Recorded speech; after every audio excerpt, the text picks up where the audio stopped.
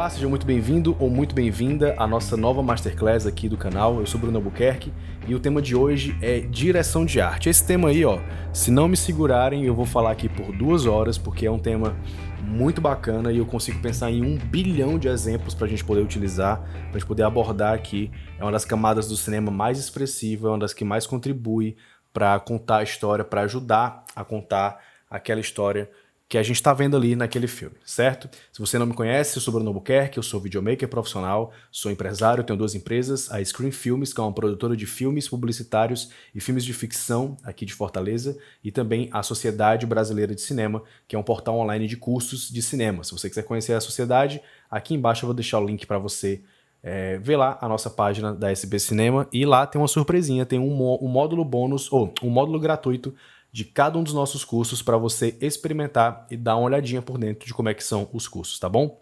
E esse vídeo aqui sempre todos os masterclasses, todos os nossos vídeos são patrocinados pelo nosso grupo do Telegram, o Galera do Cinema. Clica no botão aqui na descrição que você vai para esse grupo do Telegram. É um grupo muito bacana, onde eu vou atualizar você sobre toda e qualquer novidade que aparecer por aqui, vídeos novos, masterclasses novas, eu faço enquetes perguntando pro pessoal o que é que eles querem ver. Às vezes eu decido, como esse aqui foi o caso, mas os 2 últimos, quem decidiu foi o pessoal lá no grupo. Então é muito bacana e é mais uma forma de você nunca perder as novidades aqui do canal, tá bom? Então eu sempre aviso o pessoal lá quando tem novidade, então se inscreve que lá é garantia de você receber o conteúdo, tá bom? Então vamos lá falar sobre a direção de arte. Eu não sou nenhum especialista, eu sou só um cara que viu muitos filmes e estudou muito teoria de cinema e começou a perceber esses padrões que acabam se repetindo, então eu vou dar algumas dicas de percepção para você aqui do que perceber na direção de arte e como que a direção de arte acaba manipulando as nossas emoções. A forma, os elementos num cenário, os elementos no figurino de um personagem, as cores que aquele personagem está vestindo em determinado momento do filme, as cores que ele está vestindo em outro momento, o tipo de roupa, cores em elementos cenográficos, o formato de elementos cenográficos, eles sempre auxiliam muito na contação de história e é um elemento que as pessoas tendem a ignorar completamente no filme, né? A gente sempre fala que as pessoas tendem a prestar muita atenção nos atores que estão interpretando, nas atuações, nas imagens, mas nem tanto nos detalhes da imagem assim, mas ainda mais focado no roteiro, no que é que está acontecendo, na história sendo contada. E o foco é muito grande na história que está sendo contada e não no como a história está sendo contada. E esse como não é somente um elemento de roteiro, é um elemento de todas as outras camadas do cinema. Se você não sabe o que são as camadas do cinema, sugiro que você veja as outras masterclasses. A primeira de todas foi explicando o que são as 7 camadas e desde então a gente vem abordando elas podcast a podcast, se adentrando em alguma delas ou pegando um filme e analisando todas as 7 camadas especificamente daquele filme, certo? A direção de arte é uma das que eu mais gosto. Eu vou explicar aqui para vocês o porquê. O uso de cores no cinema é uma parada muito importante que influenciam muito quem está assistindo. E é uma coisa que eu sempre repito e queria até dedicar aqui um trechinho dessa masterclass para isso. As pessoas, eu sempre pensei assim, mas será que as pessoas vão se interessar por esse conteúdo de análise, de teoria, de linguagem de cinema? Porque a gente fala de detalhes muito específicos e eu fico pensando, será que as pessoas vão pensar, isso aí ninguém se importa, ninguém liga? E aí que tá, as pessoas podem não se importar, elas podem nem perceber, elas tendem a não perceber isso nos filmes em que elas assistem, mas elas sentem. Então, detalhes da direção de arte, detalhes do figurino, detalhes da cenografia, eles vão influenciar muito, muito o público, o espectador, e ele nem vai perceber. Ele vai sentir, ele vai ter opiniões, ele vai emitir, ele vai ter sensações, sentimentos, que ele não vai saber explicar por quê. Às vezes você vê um filme e você não gostou do filme e você não sabe dizer o porquê. Tipo, por que você não gostou daquele filme? Não sei por que eu não gostei. Mas há vários elementos lá que, se você dominar a linguagem de cinema, você vai conseguir apontar. Não gostei desse filme por isso, por isso, por isso. Ou gostei desse filme por isso, por isso, por isso. Certo? Só aproveitei esse momento aí para poder falar um pouquinho isso, que eu sempre quis falar, e com mais detalhes. Eu nunca tinha tido a oportunidade aqui nas masterclasses. Mas o uso das cores é um dos elementos mais bacanas da direção de arte. E aí a primeira dica que eu dou para quem tiver interesse em se aprofundar no estudo de direção de arte e de direção de fotografia também, que os dois andam muito de mãos dadas, é você entender de teoria das cores, da psicologia das cores. E eu vou falar um pouquinho sobre isso agora, tá?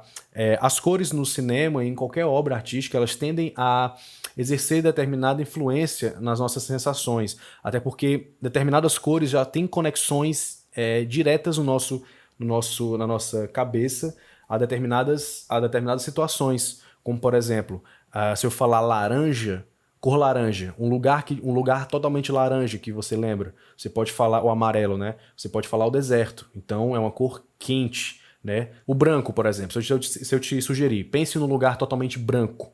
Você vai pensar, muito provavelmente, ou numa montanha de neve ou numa grande geleira, no Polo Norte ou no Polo Sul.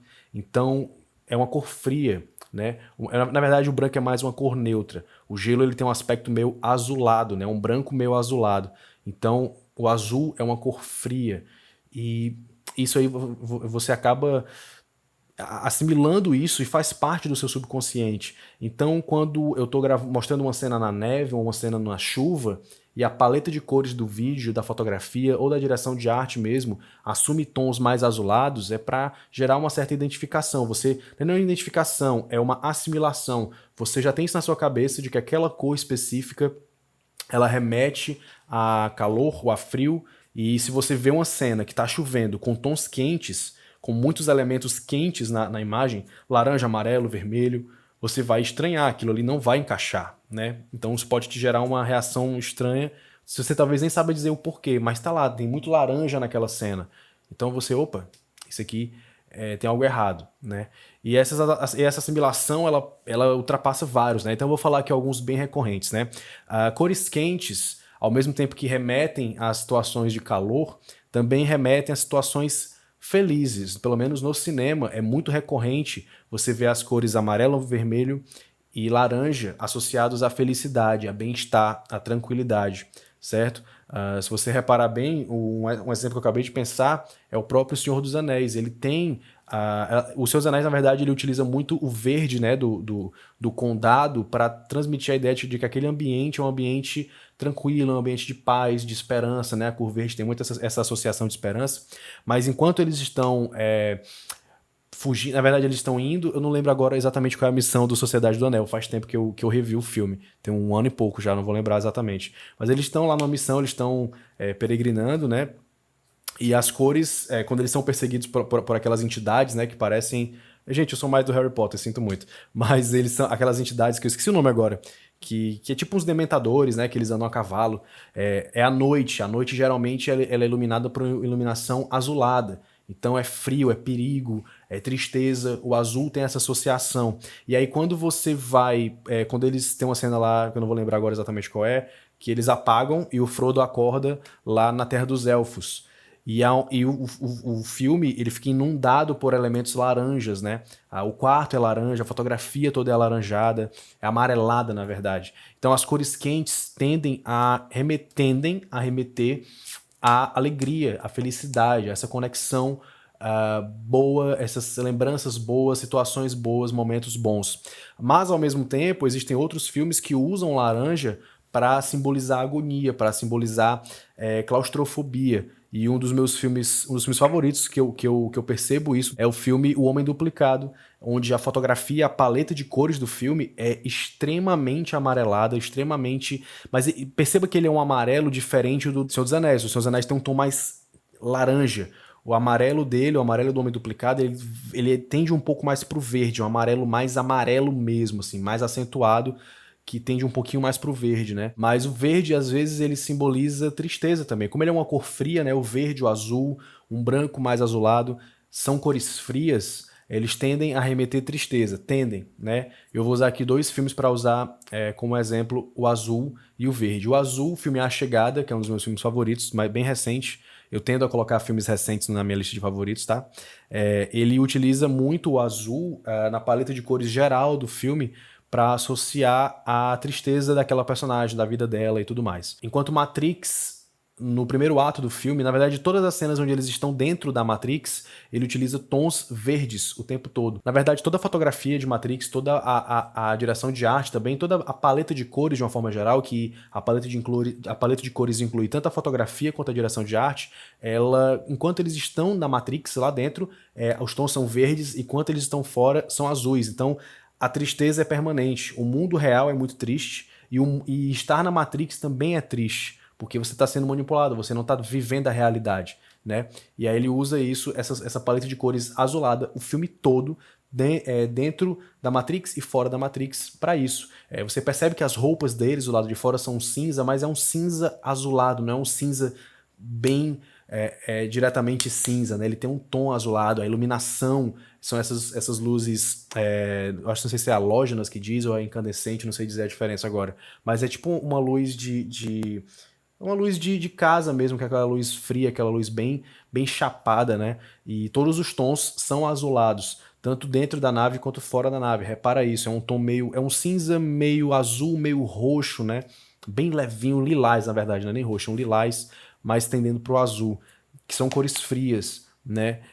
Então, é bem recorrente cores frias remetendo à tristeza no cinema. Porém, o filme ele pode determinar a própria escolha de paleta de cores, né? Um filme que eu sempre dou como exemplo, que sempre uso como exemplo, que utiliza a direção de arte à torta e à direito, no quesito cores, né? Porque a direção de arte não é só escolha de cores, mas no quesito cores, o filme que usa isso direto é Clube da Luta. Clube da Luta, o Poderoso Chefão. Poderoso Chefão, não vou falar dele porque eu já fiz um masterclass inteiro sobre ele. Saiu semana passada, quinta-feira da semana passada, então voltem no canal assim que acabar esse. Vê esse todinho, depois vai lá e assiste, onde eu falei muito sobre direção de arte lá. Falei muito sobre a direção de arte do Poderoso Chefão e recomendo que você vá lá. O Clube da Luta, aqui no canal, tinha o análise, né, dividido em 4 partes, que não está mais disponível. Agora ela faz parte somente do meu combo Cinema Start, que é um combo baratinho. Se você tiver interesse, eu vou deixar o link aqui embaixo para você se inscrever também, tá? E lá no Clube da Luta, ele utiliza muito bem a direção de arte nesse quesito. O protagonista, né, que é o narrador, ele vive uma vida muito chata, muito enfadonha, muito repetitiva, muito deprê. E as cores azuis estão presentes nele o tempo todo, o azul e o verde, né? O verde muito no tom da fotografia, mas o azul muito na direção de arte. Eu sempre uso como exemplo esse plano que você está vendo agora, dele falando com o rapaz, com o recepcionista lá do aeroporto, onde todo o plano, toda a direção de arte é azul. Os pilares são azuis, a luz é azul, no caso a luz é a fotografia, mas o terno dele é azul, o terno do rapaz é azul, gravata azul, é tudo azul. Certo? Quando ele viaja lá no avião, todas as cadeiras do avião são azuis, são cores frias, certo? A casa dele, verde, a iluminação lá é verde o tempo todo. E aí quem é que quebra a vida do cara no meio? O Tyler Durden. O cara muda a vida do narrador de uma forma completamente... Ele vira de cabeça para baixo, né? E aí o que é que o Tyler usa? Cores quentes, vermelho, o tempo todo. Ele tá de óculos vermelho, de jaqueta vermelha, gravata vermelha. O cara é vermelho o tempo todo. Tem uma cena lá onde ele assalta, né, o carro é vermelho também. E é muito contrastante, principalmente dentro do avião, onde há um excesso de azul e o cara tá de vermelho. Na casa do narrador, até os pratos dele são azuis. A gravata do chefe dele, que ele odeia, é azul, é a cor favorita do chefe dele, é azul, o chefe dele sempre está com aquela gravata azul. Então a direção de arte está ali o tempo todo influenciando a gente de uma forma quase subliminar, principalmente no Clube da Luta, né, que é um filme conhecido pelas mensagens subliminares. A direção de arte está sempre ali, você nem percebe exatamente por que ele está com aquela cor, por que é daquele jeito, mas você sente, isso influencia você. Você olha para o Tyler, você percebe que ele é o oposto do narrador. Por quê? Não sei dizer o porquê. Agora você sabe. É porque a paleta de cores das roupas dele são completamente opostas à paleta de cores das roupas do narrador. É muito louco isso, né? Um filme que também utiliza direção de arte no quesito cores, mas também no tipo de roupa exata que o personagem está usando, é o filme Her, ou Ela, do Spike Jonze. Há várias cenas onde você vê o personagem do Joaquin Phoenix usando alguma roupa sem muitas cores, com uma cor não tão destacada, por cima, e ele tá usando assim, por fora uma roupa com a cor não destacada e por dentro uma roupa colorida, ou um amarelo ou um vermelho. É como se ele tivesse com aquela alegria, aquele bem-estar, aquela paixão dele escondida, e ele tá cobrindo essa paixão, essa alegria o tempo todo. Ele tá escondendo isso. E aí quando ele começa a se relacionar com a menininha lá, a Scarlett Johansson, que é só a vozinha dela, o sistema operacional, você percebe que ele começa a externar essas cores. Então ele tira a roupa de que estava colorida de baixo e coloca ela como a principal, ela fica destacada, essa cor fica muito destacada. Então a direção de arte aí muito diretamente influenciando o nosso filme. Um filme que eu analisei recentemente lá que os alunos pediram, né, os alunos do Decifrando o Cinema, que é um dos meus cursos, que eles têm direito a uma live semanal comigo, exclusiva para eles, foi o filme Vértigo, Um Corpo que Cai, do Hitchcock. O cara que é conhecido pelos seus filmes em preto e branco, mas quando ele faz um filme colorido, ele acerta em cheio, né? E ele utiliza o verde para simbolizar uma determinada personagem. E ela, na primeira cena em que ela aparece, que é quando o protagonista se apaixona por ela, ela tá usando um vestido enorme verde, ela se destaca no meio de todo mundo. E eles estão dentro de um restaurante inteiramente vermelho.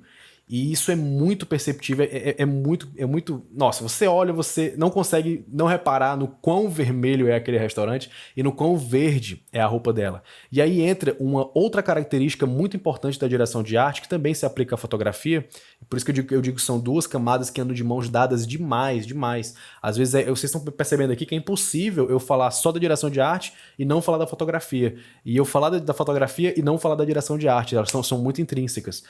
E aí ela tá com o vestido verde e o cenário é vermelho, e essas cores, o verde e o vermelho, são cores complementares. Existem as cores complementares, existem as cores suplementares, existem vários tipos de cores análogas e tudo mais, que eu não vou parar aqui para explicar detalhe por detalhe. Talvez a gente faça um podcast só para isso, porque é muito extenso esse conteúdo, mas existe uma paradinha chamada disco de cores, que você está vendo aí agora. É um disco que ele é um disco de cores, onde todas as cores, acredito eu, todas as cores estejam ali dentro. Todas as cores que nós conhecemos estão ali dentro.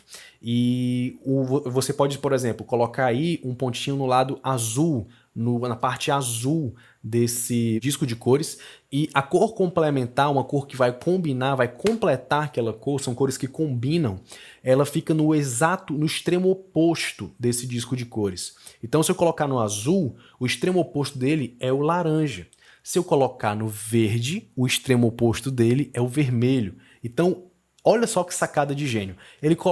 O Hitchcock coloca o verde na personagem que desperta a paixão no protagonista, porque ela é a cor que se complementa ao vermelho. E o vermelho é uma cor muito utilizada para simbolizar paixão, simbolizar amor, simbolizar bem-estar de casal, de relacionamento estável, mas principalmente paixão, amor.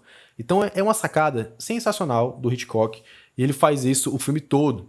Até porque depois o protagonista encontra uma sósia dessa moça, uma pessoa igual a ela, idêntica, e ela tá de verde. E aí o que o Hitchcock faz? Coloca essa sósia entre dois carros verdes. É surreal, cara. Ele faz isso o tempo todo. Mas, como eu falei, fotografia e direção de arte não andam sozinhas uma da outra. Elas andam de mãos dadas. Lá no final do filme, ele pede para essa sósia se fantasiar, ela se produzir para ficar parecida com essa personagem pela qual ele era apaixonado. E aí o Hitchcock vai lá e taca uma luz verde em cima dela, uma iluminação verde.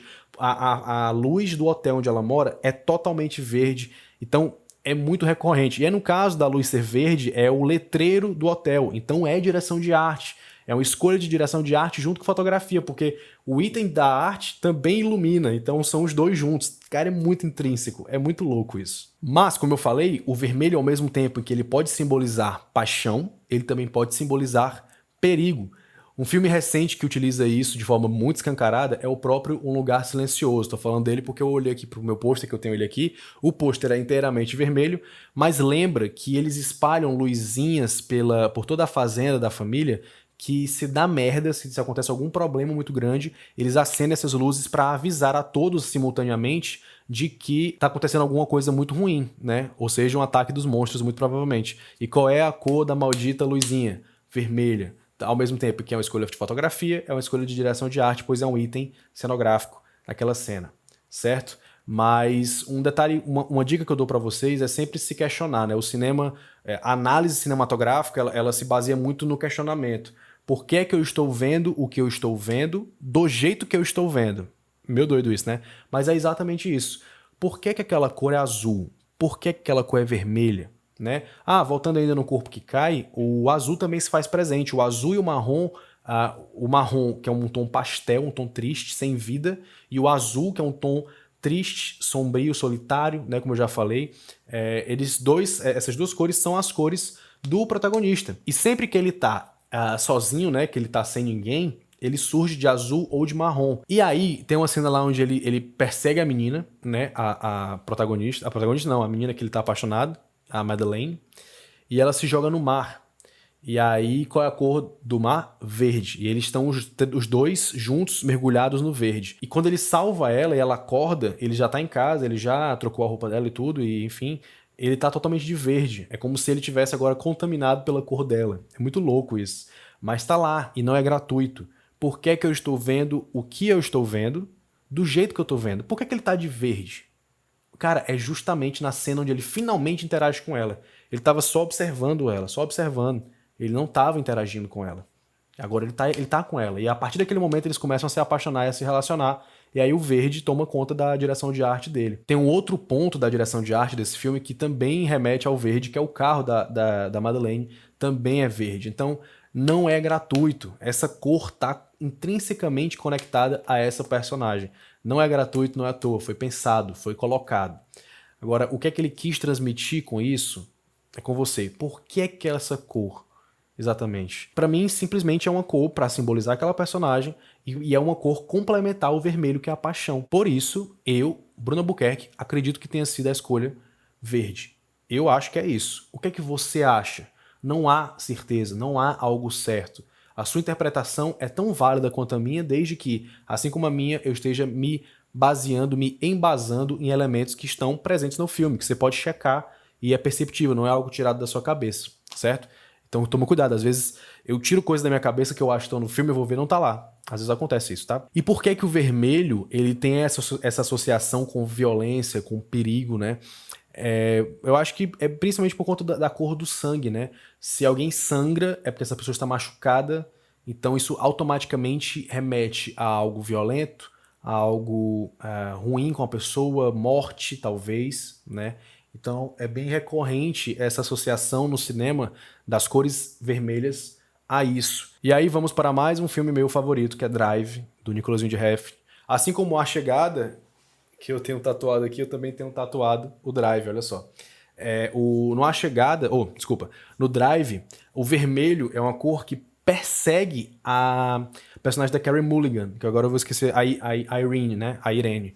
É uma cor que persegue essa personagem, seja no seu figurino do emprego, seja na cena em que o driver, né, o motorista, ele conversa com ela na casa dela, ela tá totalmente cercada pelo vermelho, enquanto o azul é muito recorrente a esse personagem. Inclusive essa cena onde eles conversam é brilhante, assim. O vermelho persegue ela na cena e o azul persegue ele. O filme monta um plano contra plano, né, mostrando ela e mostrando ele. Quando mostra ela, ela tá cercada pelo vermelho. Quando mostra ele tá cercado pelo azul nas cores das paredes. A parede dela é vermelha, a parede dele é azul. Eu não vou me lembrar agora se a roupa dela também é vermelha, mas eu acredito que não seja vermelha. Mas a roupa dele é azul. Ele tá sempre com algum tom azul na roupa, alguma iluminação azul nele. Tem outra cena, agora mais uma vez conectando com a fotografia, onde ele tá sentado na janela, ele olha pra ela e o sol tá se pondo, certo? Só que o sol tá se pondo no lado dela e o lado dele já tá anoitecendo. Então no lado dele nós vemos o céu azul, no lado dela nós vemos a luz do sol se pondo bastante avermelhada, bastante alaranjada, bem quente. E o plano é bem dividido, metade cor quente, metade cor fria. A cor fria dele e a cor quente a dela. É muito perceptível isso, não foi à toa. Uma outra cena, eu tô lembrando mais agora de detalhes da fotografia, que a direção de arte é muito essa. A roupa dela do trabalho é vermelha, a roupa dele do trabalho dele é azul, né? Mas tem outra cena onde a fotografia é muito boa, em que ela conta pra ele, eles estão passeando de carro, ele tá sentindo que ela tá estranha, e aí ela conta pra ele que o marido dela vai sair da prisão. E eles estão saindo, o marido dela não sabe que ela tá saindo com ele. E quando ele escuta isso, ele para o carro no sinal vermelho. o vermelho inundando o carro, inundando o rosto dele, não simbolizando o amor, porque eu acho que esse momento é onde a gente percebe que o vermelho dela não simboliza necessariamente o amor, ele simboliza o perigo, porque tudo dá errado na vida do Driver quando ele decide se aproximar dela. Muito doido isso, né? Mas é a realidade, tá lá no filme. Agora uma referência bastante atual, La Casa de Papel, parte 4. Eu tava reparando como todos os vilões da série, eles estão sempre vestidos de preto. Principalmente um deles lá, tem uma cena onde ele tá com um colete, ele tá todo armado de preto, uma roupa totalmente preta, colete preto e tal, e ele ainda bota um capuz preto. E a missão dele é matar os personagens. Então ele é meio que o símbolo da morte, né? Ele é meio que a morte ali dentro, ele tá de capuz preto, e ele quer matar todo mundo. Então a fotografia, a direção de arte dele é essa. E como ele tá totalmente coberto de preto, é como se ele tivesse totalmente envolto pela morte. Então, se ele tivesse só com uma blusa preta, qualquer coisa, sai qualquer coisa. Agora ele tá totalmente coberto. Então não é só a cor, é como, qual roupa que o personagem está usando, qual tipo de roupa que ele está utilizando. Os próprios personagens lá, os negociadores, que ficam lá na cabana, eles estão sempre cobertos de preto, né? Seja pelo paletó, seja pela... Paletó não, seja pelo blazer, tanto a grávida lá, que eu esqueci o nome dela agora, e o outro rapaz, o outro senhor lá que é o mais cheinho. Eles estão sempre de preto. Então o preto tem essa tendência a simbolizar a morte, né? Por conta daquela figura clássica da morte que a gente conhece. E também é uma cor muito presente em filmes de máfia, né? Os mafiosos estão sempre de preto. Então o Cães de Aluguel é um filme sobre máfia, o Pulp Fiction. E aí os dois, eu lembrei do Jules e do Vincent. Todos os gangsters estão sempre de preto. Né? E até é uma piada do final do Pulp Fiction, em que o Jules e o Vincent precisam vestir outra roupa e eles ficam totalmente coloridos. E aí eles viram a piada entre os vilões lá da história, que são eles também são os vilões, eles são os vilões da história, entre os outros bandidos, digamos assim. E aí eles ficam rindo deles porque eles são dois bandidos que estão vestidos com uma roupa de praia colorida, super curtinha, e é motivo de piada entre os personagens, né? Mas Cães de Aluguel também, os personagens são sempre de paletó, o Poderoso Chefão também, são sempre de preto. É uma cor recorrente a eles, acredito eu que porque eles estão muito conectados com a morte, né? O branco também, o branco pode simbolizar paz, como a gente já sabe, esses símbolos universais, o branco e o preto são mais simples, né? Já as outras cores, vocês devem ter percebido que elas têm outras conotações, elas têm outras aplicações, então a direção de arte é bem ampla e dá várias possibilidades para elas. Lembrei agora aqui do filme Mãe, do Aronofsky, a protagonista ela passa boa parte do filme vestida de branco, né? Que é a paz, a tranquilidade, e que ela vai perdendo esse branco no decorrer do filme porque as coisas vão dando errado e a fotografia vai ficando cada vez mais escura, a direção de arte vai ficando cada vez mais escura e esse branco, essa claridade que tinha na casa, essa luz vai se perdendo e ela tá sempre de branco. Então é muito evidente isso, essa aplicação do branco. E para fechar aqui a nossa Masterclass, uma série também que usa muito a direção de arte e de uma forma quase paranoica, assim, é a série Breaking Bad, né? Onde nós temos os personagens do Walter White, o Jesse Pinkman e a Sky, né? E olha só, o Walter White, pelo menos nas primeiras temporadas, né? Ele tem um pouco de Jesse Pinkman, porque ele tem essa conexão com o lado do crime, e ele tem um pouco de Sky, que é essa conexão com a família, essa proximidade com a família, essa figura paterna, essa figura cuidadora, né? Então ele tem um pouco de cada um dos dois. E quais são as cores desses personagens? O Walter White, ele é verde. O Jesse Pinkman é amarelo ou vermelho, né? Mas geralmente amarelo é uma cor muito presente nele. E a Sky tá de azul. E já tem uma piadinha aí, porque não é uma piada, assim, é mais uma associação que não tá ali à toa, né? A Sky tá sempre de azul. Qual é a cor do céu? Azul, o nome dela é Sky, que é céu em inglês. Então já há uma associação aí. O Jesse Pinkman, ele tá sempre muito louco, ele tá sempre... Ele não para, né? Ele é um cara muito eletrizante. E ele tá conectado com a máfia, ele tá conectado com o crime, né? Com a violência. Então por isso que o vermelho e o amarelo são cores muito presentes nele, mas principalmente o amarelo. Mas o amarelo, o vermelho é mais para simbolizar a violência que cerca o Jesse Pinkman, e o amarelo é para simbolizar quem ele é, a personalidade dele.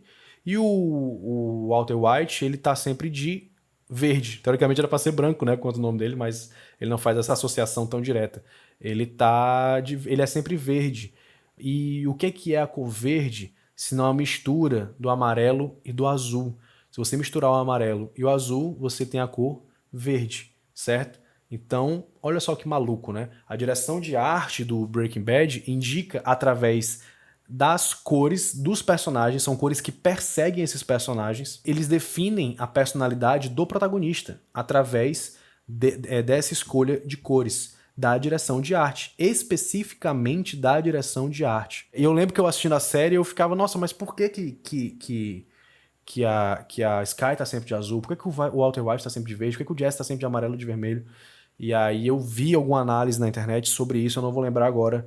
E aí aquilo estalou assim, meu Deus, faz todo sentido, tá lá o tempo todo e a gente nem percebe, né? A gente vai vendo a série, vai se envolvendo e não percebe isso, porque a gente não tem o nosso olhar treinado para isso, tá? Para fechar, na verdade, eu queria falar sobre outros tipos de direção de arte, né? O que é que classifica uma direção de arte boa, uma direção de arte ruim? Isso é muito relativo, depende de filme a filme, mas uma coisa que eu quero falar para vocês, não é porque a direção de arte de um filme não faz milimetricamente essas escolhas que ela é ruim não, tá, gente? Não é isso que define uma boa direção de arte. Eu acho, por exemplo, a direção de arte dos filmes do Harry Potter muito boas. Eu acho que elas criam um clima bacana para o universo, eles especificam pela arquitetura dos prédios, eles especificam pelas vestimentas deles, que de fato nós estamos vivendo o mundo dos bruxos, né? Aquelas capas, as vassouras, o tipo de vassoura, o tipo de capa, as cores, a arquitetura bem antiga, né? O castelo, a questão do castelo, bruxaria, então tem essas associações e é tudo uma escolha muito bacana visual. Por exemplo, eu não lembro agora, eu li o Harry Potter, mas não vou lembrar como é que a J.K. Rowling caracteriza no livro, mas se eles colocassem um castelo bem modernão, assim, não ia encaixar, né? Porque eles buscam uma coisa meio retrô e tal, então faz sentido ser um castelo com aspecto antigo, uma coisa muito louca, assim, na cena. Eu lembro muito isso do Harry Potter 6, é que eles tinham milhares de produtos na loja dos irmãos Weasley, né? Do Fred e do George, e tudo aquilo ali cada um daqueles elementos foi desenhado à mão, não necessariamente à mão, mas foram desenhados, foram planejados, inclusive, não sei se foi a Luna Lovegood, né, a atriz que faz ela, que ajudou na criação de alguma daquelas peças, e todas lá milimetricamente colocadas e compondo um cenário que teoricamente era para parecer, era para soar muito, muito bagunçado, mas não soa, né, é um cenário extremamente coerente, extremamente agradável, assim como do lado de fora lá o Banco Gringotts, eu acho que tem um visual muito bacana, também retrô, tem a questão das masmorras, né, que é muito interessante, já aqui falando bastante de Harry Potter, mas filmes de época tendem a ter uma direção de arte muito meticulosa, porque qualquer vacilo que a direção de arte de um filme de época cometa, você pode se desconectar daquele universo, pode haver um desprendimento. Então eles são altamente rigorosos em criar todos os elementos necessários da direção de arte para remeter àquela época. Escolher os carros certos, as ruas certas, não pode ser uma rua, por exemplo, um filme, eu tô pensando aqui no filme dos anos 30, dos anos 40, não pode ser uma rua de asfalto, tem que ser uma rua de calçamento, tem que tomar esse cuidado. Então, você perceber que o filme está tomando esses cuidados é muito interessante. E aí eu me lembrei agora para fechar com chave de ouro esta Masterclass, um filmaço nacional chamado Assalto ao Banco Central. Você já viu esse filme? É uma pérola. Nossa, esse filme é uma pérola. Eu fico até triste porque ele foi dirigido pelo Marcos... Esqueci o nome dele, acho que é Marcos Freitas. Marcos Paulo, que já faleceu, ele era um ator muito, muito renomado e escrito pela extraordinária... Cadê o nome dela aqui? Meu Deus, eu não tô achando o nome dela. Enfim, é a viúva do Marcos Paulo. Meu Deus, esse filme é incrível. Se você não viu esse filme, você tem que ver esse filme. Ele é incrível. Ele é uma comédia involuntária. Ele não queria ser uma comédia, mas ele é hilário. E aí tem um detalhe muito interessante. Se não me engano, o Lima Duarte ele interpreta o delegado. Nunca vou esquecer isso, porque eu lembro que eu li isso na crítica do Pablo Vilaça e eu achei hilário. Se você reparar bem, na mesa dele tem um porta-retratos. E é a foto dele. É a foto do... É uma foto dele. Ao invés dele ter... Por exemplo, aqui, ó. Eu tenho uma foto minha com a Michelle, minha namorada. É óbvio isso. Eu tenho aqui, atrás disso, não dá pra ver daí, eu acho, um quadro com várias fotos nossas. Ali eu tenho outra paradinha com a foto nossa. O Lima Duarte, na mesa de trabalho dele, ele tem uma foto dele mesmo. Ai, meu Deus, é sensacional. Cara, é genial. Me disse, não é? É genial um negócio desse. É genial.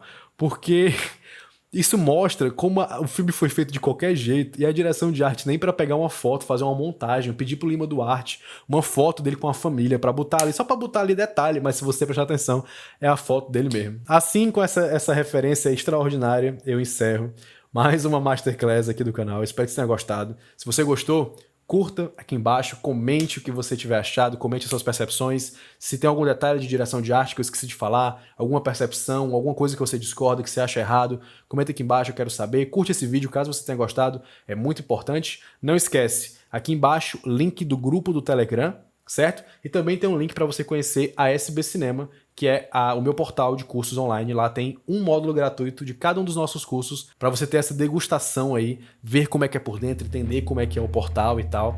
E então é isso, gente. Espero que vocês tenham gostado de mais uma dessas Masterclasses que a gente tem feito aqui semanalmente. Um forte abraço e vida longa ao cinema.